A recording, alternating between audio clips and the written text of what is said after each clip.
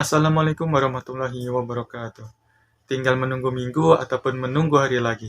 Sebentar lagi Pak Jokowi akan turun dari tahta atau kursi jabatannya sebagai Presiden Republik Indonesia.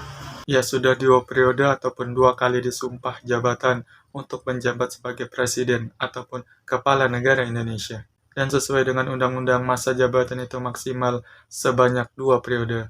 Dan kini waktunya Pak Jokowi untuk turun dari masa jabatannya atau kursi kekuasaannya sebagai Presiden Republik Indonesia. Dan Presiden yang baru akan segera dilantik pada tanggal 20 Oktober nanti. Ya, Pak Jokowi atau biasa masyarakat Indonesia mengenalnya Bapak Mulyono atau Raja Jawa. Beliau merupakan seorang Presiden ke-7 Republik Indonesia yang dimana selama masa jabatannya beliau berfokus pada pembangunan infrastruktur Indonesia karena beliau berpandangan bahwa majunya atau makmurnya sebuah negara itu ditentukan oleh infrastruktur yang dimiliki dari negara tersebut.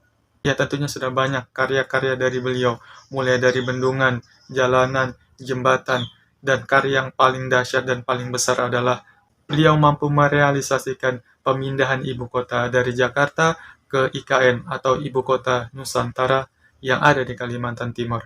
Tentu dalam masa jabatannya selama 2 periode ataupun 10 tahun, pasti banyak perubahan yang terjadi di Indonesia. Pendekatan politik yang dilakukan oleh Pak Jokowi sangat bermasyarakat dan memiliki watak yang kalem, serta senang berbelusukan ke dalam masyarakat atau ke lingkungan masyarakat. Ya, terima kasih kepada Pak Jokowi. Tugas Anda sebagai Presiden ataupun Kepala Negara Indonesia sudah selesai. Dan kini Bapak jangan menambah atau mencari tugas-tugas baru atau menjadi kepala pengawas gitu ya, pengawas Presiden, Wakil Presiden, dan lain-lain.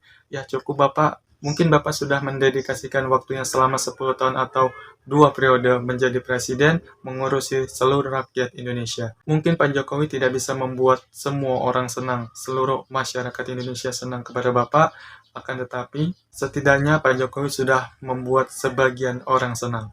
Karena kita adalah manusia biasa, walaupun kita punya jabatan setinggi-tingginya, setinggi mungkin, akan tetapi kita tidak bisa mengontrol atau menyeting orang lain untuk bertindak atau melakukan suatu hal kepada kita, termasuk membuat orang lain senang.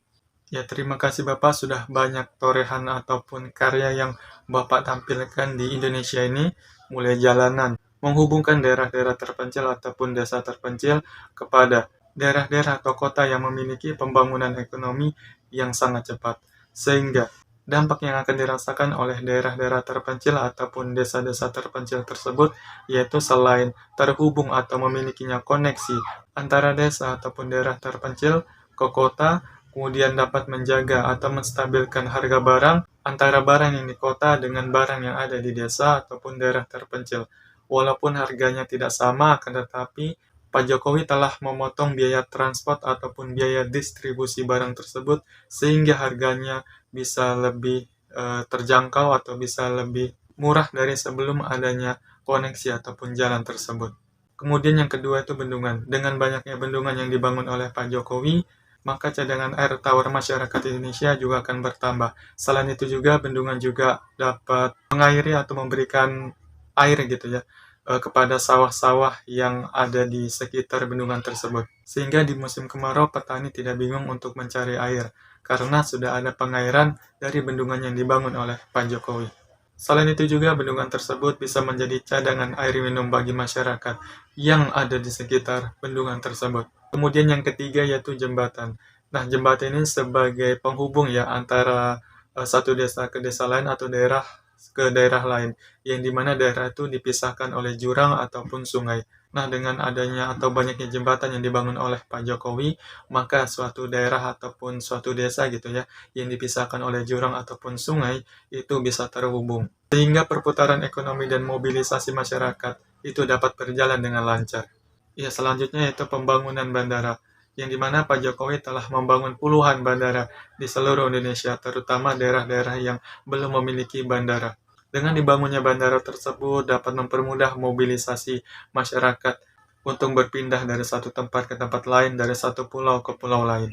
Selain itu juga dapat mempermudah dalam pengiriman barang melalui jalur udara. Begitu pesatnya pembangunan yang dilakukan oleh Pak Jokowi dan begitu banyaknya infrastruktur yang dibangun oleh Pak Jokowi. Banyak yang mengatakan bahwa kalau Pak Jokowi adalah Xi Jinpingnya Indonesia, karena Presiden Cina ataupun Presiden Xi Jinping selama masa jabatannya menjadi presiden, ia berfokus pada pembangunan ekonomi dan infrastruktur di negaranya. Oleh karena itu banyak orang atau masyarakat Indonesia yang menganggap bahwa Presiden Jokowi adalah Xi Jinpingnya Indonesia.